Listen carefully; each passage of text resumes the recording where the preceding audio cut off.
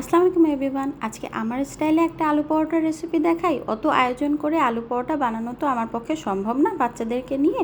এজন্য শর্টকাট একটা রেসিপি বের করেছি। আপনাদের কেমন লাগে একটু বলবেন প্লিজ। প্রথমে আলুটাকে সিদ্ধ করে নিয়ে ম্যাশ করে নিচ্ছি। তার উপরে লবণ, কাঁচামরিচ, পেঁয়াজ, গোলমরিচের গুঁড়া দিয়ে ভালো মতো মিশিয়ে নিচ্ছি।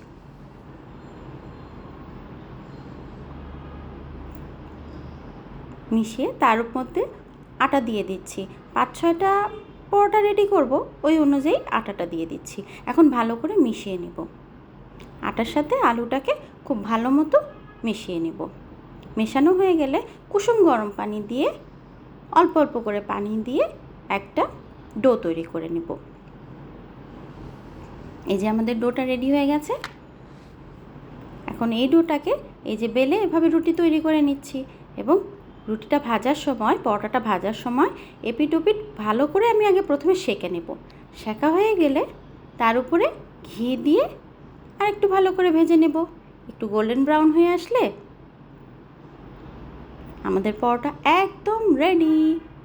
আপনাদের কেমন লাগলো প্লিজ আমাকে একটু কমেন্ট করে জানাবেন। Thank you.